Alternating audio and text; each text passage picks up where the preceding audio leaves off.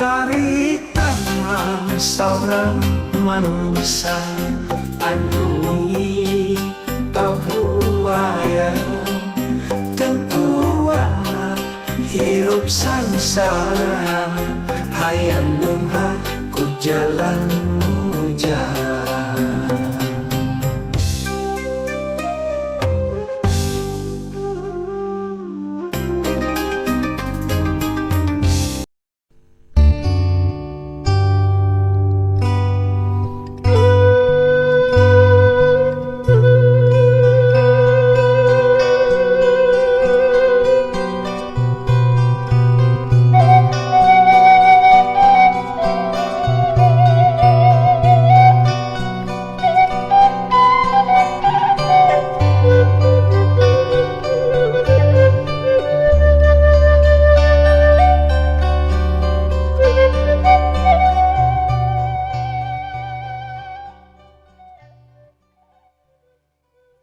Assalamualaikum warahmatullahi wabarakatuh. Sampurasun para mancower. Salam dunya. Anu mika memetkan dongeng Sunda. Wilujeng wengi. Wilujeng patepang dangu deui di channel Mancomania, tempat mancona para mancower. Salam dunya anu mika memetkan dongeng Sunda. Kumaha daramang sadayana, alhamdulillah upami daramang mahnya, mugi-mugi wae sadayana aya dina kasayannya, aya dina kawilujengan, teu kirang naon-naon, sehat lahirna sinareng batina, jembar manahna gampil rezekina, sarta tebih tina balaina, amin ya robbal alamin. Kurang ngeureyeun raskeun hanca pamiarsa lalakon Ndog Wadal dina episode anu ka-45. Kumaha rasan lalakon orang Bandungan wae sasarengan sakedap deui. Satecan akin raskeun hanca dongeng mangga ulah saasa kangge nu nembean manco, nembean ngadangkeun. Di subscribe heula, ditoel palebah tombol loncengna supados aya notifikasi upami akin raskeun hanca dongeng. Hatur nuhun kasadayana nu parantos subscribe, terus like, terus komennya, oke nge-share dongeng-dongeng aki boh ke medsos, grup WA, Instagram, Telegram, Facebook, X sareng sajabina deui. Hatur nuhun. Urang kriya deui pamirsa, hanca dongengna parah sama kabuyutanana saur bajigur sareng awugna mangga kaparayun sadayana prung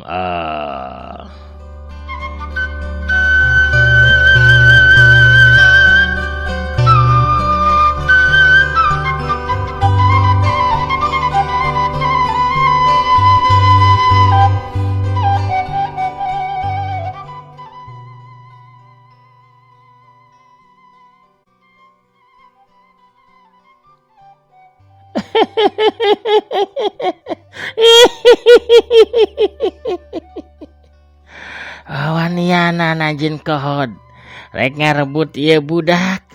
Ieu budak teh geus jadi milik kaula.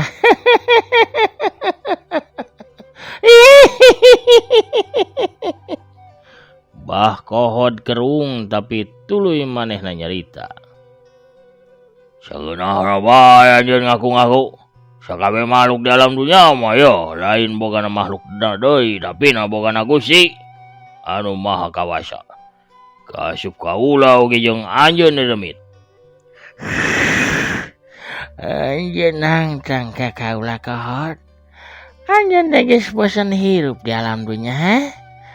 Lamun masih hayang panjang umur gancang nyingkas ya ayeuna keneh.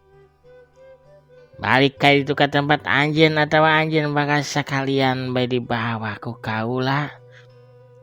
Bakal dijieun pikeun patapakan di pawon karaton kaula.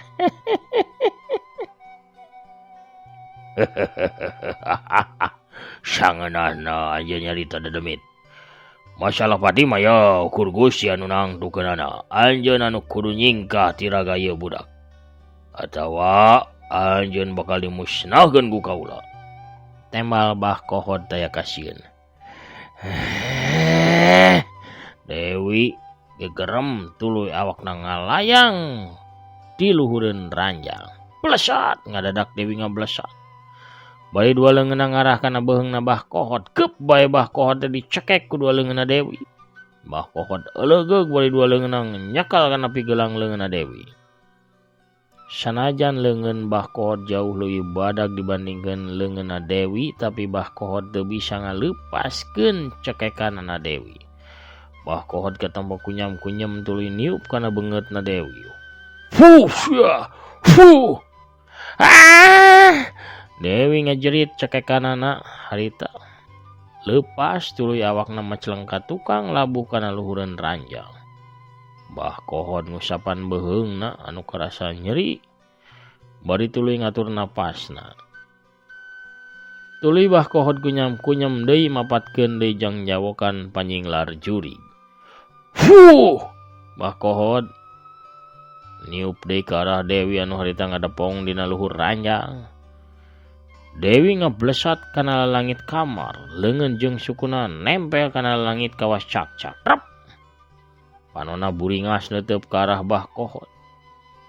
Bah Kohot nyabut keris eluk 7 warna hideung anu dibawa ti imahna. Serat keris ditempelkeun kana tarangna bari tuluy kunyam-kunyem.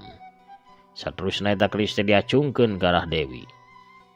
Dewi katempo muringis kawas anu sieun. Bah Kohot nyentak bari ngarahkeun congok keris ka Dewi. Turun sia. Tinggalkeun raga eta budak teh atawa anjeun bakal musnah ku ieu pusaka. Dewi murungkut, lelaunan ngarayap kana tembok, turun deui kana ranjang di hareupeun Bah Kohot. Bah Kohot ngadeuketan ka Dewi, bari kerisna terus diarahkeun ka arah beungeutna Dewi. Sieun nya direk dimusnahkeun mah. Kerisna gebluk. Sakti mandraguna sagawe siluman taluk kana pusaka kaula. Cek Bah Kohot. Bari nempelkeun tungtung keris teh kana sirahna Dewi. Dewi ngeluk tungkul kawas anu bener-bener sieun ku eta pusaka. Kawas nu taluk. Ayeuna gancang sia tinggalkeun raga ieu budak tuluy pulangkeun lelembutanana atawa kaula bakal bener-bener ngamusnahkeun anjeun ayeuna keneh. Cek Bah Kohot. Bari nulak cangkeng ku sabelah leungeunna. Abah, moalna naon bah? Pahaur eta keris bisi nojos kana eta ka anak kuring bah. Cek biana ngawanikeun nyarita sabab melang kana kasalamatanana anakna. Kana kasalamatan anakna. Anu harita keur ditempelan congok keris. Bah Kohot ngalieuk ka arah biana bari ngawalon. Tenang juragan istri tenang moal naon ieu dademit geus taluk. Sabot Bah Kohot balanga leungeun Dewi teh gancang ngolebat ngarebut keris anu keur ditempelkeun kana sirahna. Wutkep kuriwa. Keris karebut ku Dewi bari langsung disabetkeun kana leungeunna Bah Kohot. Hiuk bret. Aduh! Bah Kohot ngagoak. Leungeunna tatu. Bah Kohot gancang mundur bari nungkup tatuna. Ketika tempo ngaberebay remas dina sela-sela ramo leungeun kenca Bah Kohot anu nungkup tatu dina leungeun katuhuna.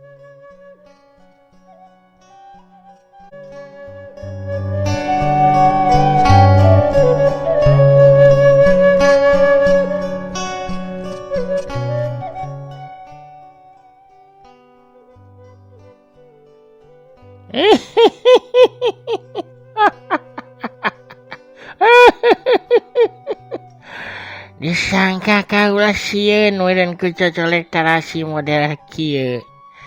Ieu keris butut aya pangaruh naon-naon pikeun kaula mah Kohot.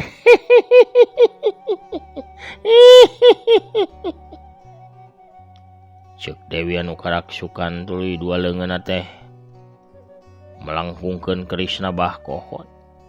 Keris teh milai jadi huruf U. Tuluy keris anu geus bingkeng teh dibalangkeun ku Dewi ka Bah Kohot. Pelewer. Bah Kohot gancang nyingcet prak. Keris ngahanca kana lomari. Ruas oge Bah Kohot nempo pusakana bisa bingkangkeun Bah Kohod tapi tuluy kunyam-kunyam mempatkeun jampena saterusna ngadorongkeun leungeunna ke arah Dewi. Dewi tetep nagog dina luhur ranjang bari nyikikik seuri leungeun kencana didorongkeun ke arah Bah Kohod. Wut! Bah Kohod saharita ngacungkel tarik ka tukang. Sirahna tepikan neungar kana tembok. Jedak! Arah! Sirah Bah Kohod karasa lungleng lieur 7 kuriling tetempuanana saharita ranyai kararoneng. Napasna eungap tina irungna ngucur getih seger. Bah Kohod nguniang hudang tapi tuluy labuh deui. Hantuk nama Bah Kohod teh ukur nyarane kana tembok deket lawang panto bari jeung beungeutna ka tempo pias. Hayo sia butalkeun sakabeh pangabisa anjeun Kohod. Sok ketrukeun ka kaula. Cek Dewi bari nyanggerengan ka Bah Kohod. Ampun kaula ngaku eleh ku anjeun. Ampun, kaula mah sejamulang bae ayeuna keneh. Cek Bah Kohod anu kawanina geus lee sawa pangabisana kabeh teu mempan.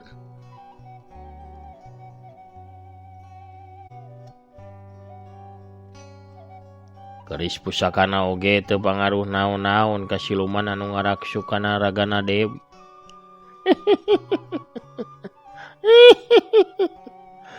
Sangeunahna bae rek mulang sia.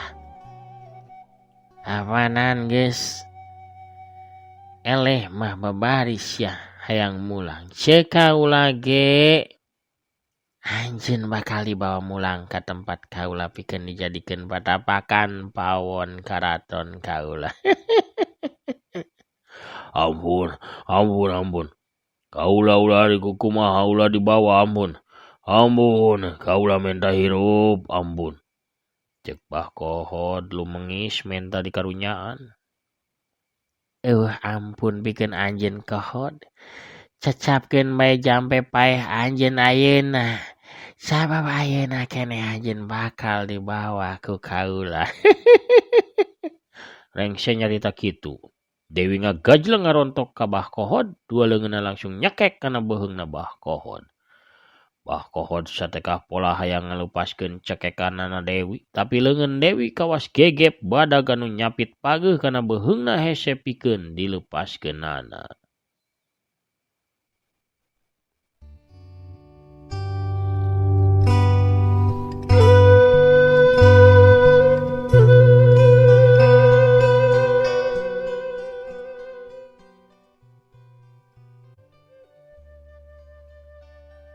Panon Bah Kohod geus burial buncelik, letahna ngelel napasna geus eungap ka cida. Mang Kosim jeung bianah ukur ngadeg-deg teu bisa nanaon, malah bianah mangarumpuyuk sabab tuurna ngadadak karasa leuleus.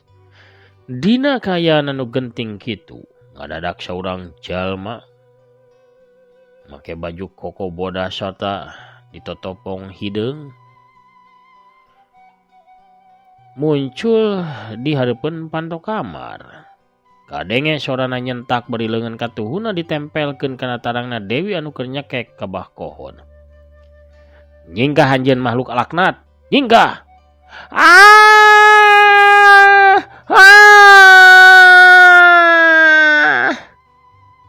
Dewi ngacerit tarik tuluy ngacungkel ka tukang cekekanana saharita leupas tina beuheungna Bah Kohod.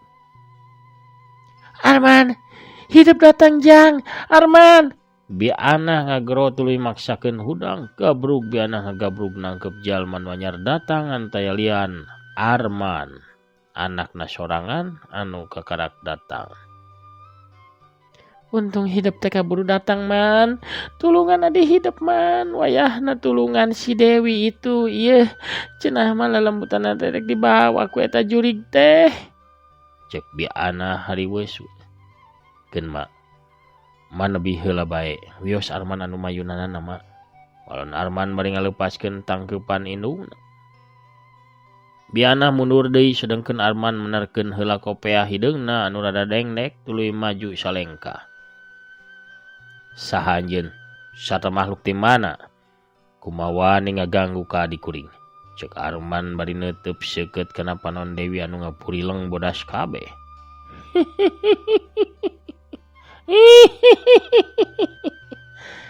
Saha kaula anjeun teu perlu nyaho jajakan. Lamun anjeun milu campur anjeun ge bakal dibawa ku kaula pikeun dijadikeun selir kaula. Cek Dewi bari bibirna kumeta pletah nanyapuan kana bibirna. Jurig cabul sia. Gancang hingkah tina ragan adik kuring. Arman ngarapal ayat-ayat suci pangleler ti guruna nyaeta Bahat mati pasentren Umul Qura Garut. Arman tuluy niup ka arah Dewi.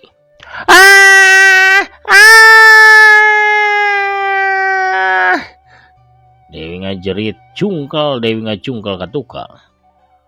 Gerolang bae Arman teh maca ayat-ayat suci paranti pangusir bangsa jin. Macana oge ditarikeun. Aduh, panas, sia, panas, aduh, panas,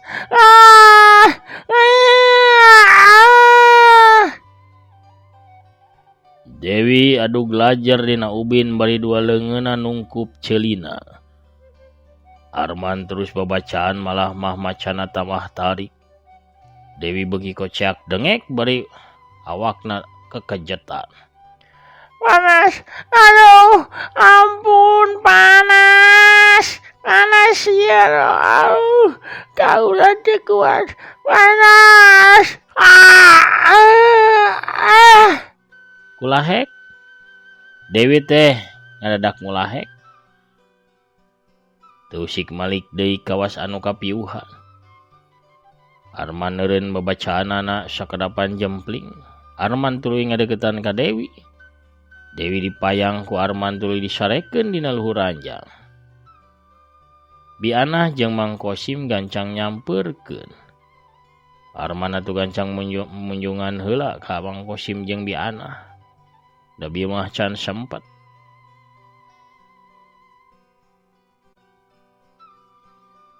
Bapak, emak, tadi naku naon ya teh Dewi teh dugi ka kieu? Tanya Arman. Keur malam Jumaah kamari adi hidap teh labuh di pawon man. Dihareupeun pisan kamar tukang anu deket goah. Anu jelas nama bapak hidup anu manggihanana oge.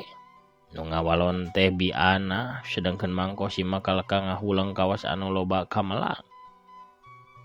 Arman melong ka Mang Kosim. Pas pendaku bapak kumaha Dewi teh Pak? Cain man bapak teh ke di kamar tuluy ngadenge anu ngageledug labuh. Barang ditempo si Dewi labuh nangkarak bengkang. Sirahna sigana bae teh eta tidagor kana ubin dah harina teh benyo sagede noga hayam. Sigana mah lulungu meureun hayang nginum tuluy ka pawon rek nyokot cai. Sabab meureun leumpangna bari lulungu sigana bae ti seureuleu eta teh. Arman ngahuleung tuluy kadenge ngagerendeng kawas nyarita sorangan. Anehna nah Dewi jadi kasandingan ku bangsa siluman ya.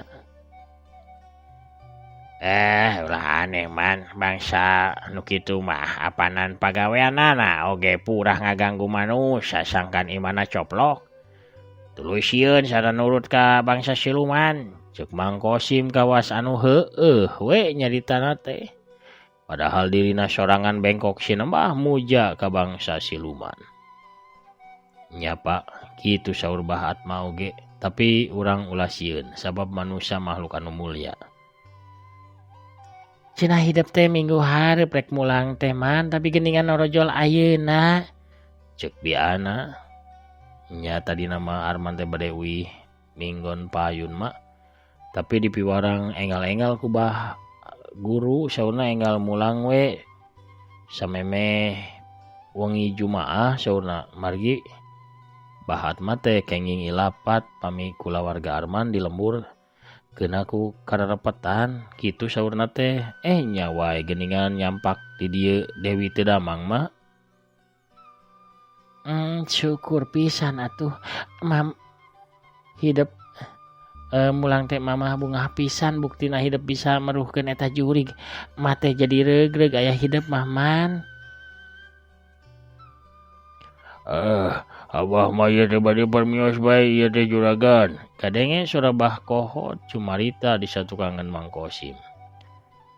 Nya bah hampura bah urang berobat heula nya bah da eta tatu dina leungeun ngucur wae getih gitu diantar ku kuring ka kadinya tak ka mantri engke tuluy dianterkeun ka terminal bah, cek Mang Kosim. Arman jeung indung hidup heula nya. Bapak mah ye rek anteur heula bah kohod. Saterusna Mang Kosim teh nganteur bah kohod pikeun ngubaran heula tatuna. Saterusna rek dianterkeun ka terminal bari diamplopan. Anu bieu teh saha mak? Tanya Arman ka indungna sangeusna Mang Kosim init nganterkeun bah kohod. Eta teh bah kohod ngaranna teh dukun lepus cenah ti Padalarang. Diangkir ka dieu pikeun ngubaran si Dewi eta teh man. Walon bi ana. Nah minta tulung ka dukun mak. Sabab majeng bapa teh ieu geus taak sabenerna mah meh samingguna narekah ka ditu ka dieu ngubaran adi hidup. Ka mantri ka bidan ka rumah sakit malah ka tukang urut kabeh geus dicobaan. Tapi adi hidup teh cager bae, teu sadar-sadar eta teh man. Paling mun sadar oge ukur humarurung we bari peureum, tuluy teu sadar deui. Atuh sanesna ka ustad atau napi ka kiai mak nyuhunkeun tulungna. Enggeus man, enggeus sakit ka eta Pak Ustad Udin. Kalakah muriang sangisna narekahan si Nyai teh ieu. Jadi majeng bapa teh teu wani deui minta tulung ka Ustad Udin. Cobaan atuh tarekahan ku hidup man sangkan adi hidup teh cager deui ieu. Sadar deui kawas bihari. Meureun atuh hidup teh da geus tamat guguru ka bahat mate. Muhun mak Arman bakal nyobi narekah pikeun ngubaran Dewi. Arman bade nyandak Ciherang heula nya mak. Keun we atuh kumaha urang cokot Ciherangna man. Nah sagelas atawa sabaskom caina. Cik biana. Bios mak. Ulah repot-repot ku Arman bae mak. Mama antosan bae Dewi. Arman gancang ngaleos ka pawon. Teu lila ngurunyung deui bari geus mawa Ciherang sagelas gede.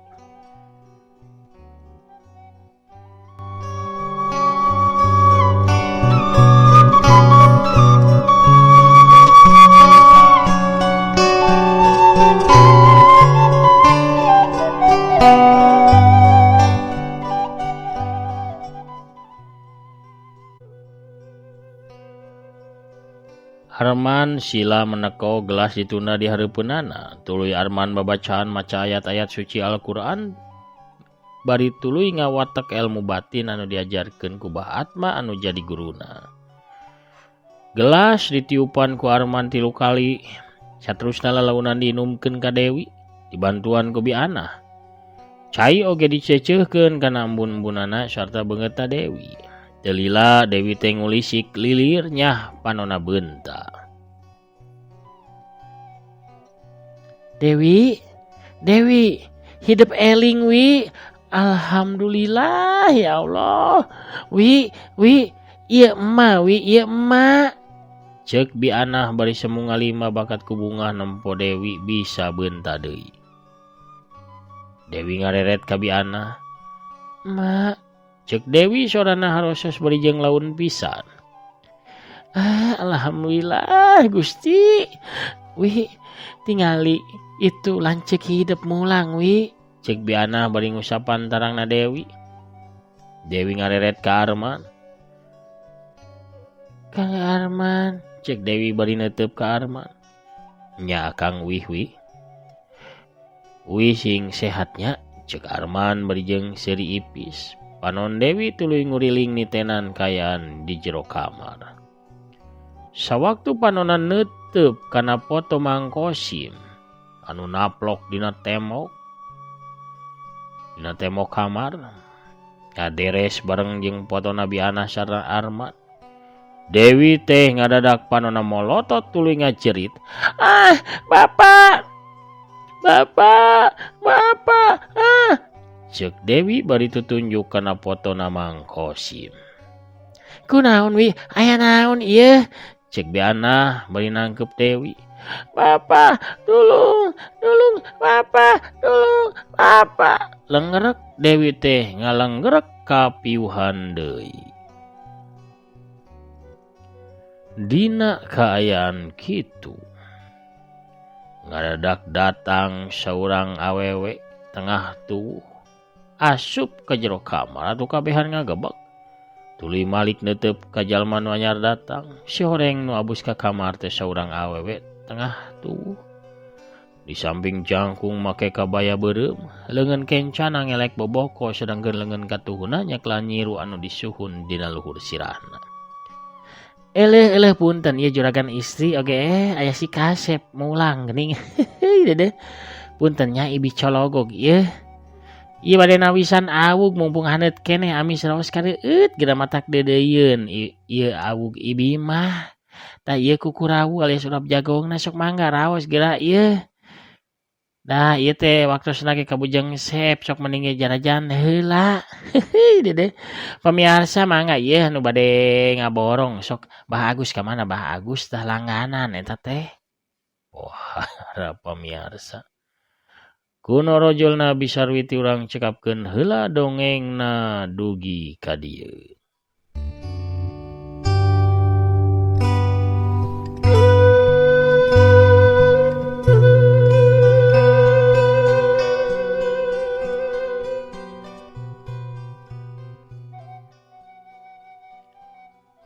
Pamirsa sadayana lalakon Daug Wadal episode ke 45 nya. Cak urang teuneun heula dihandeuleum sieum gesan sampereun. Urang teuneun dihanjuang siang gesan alaeut.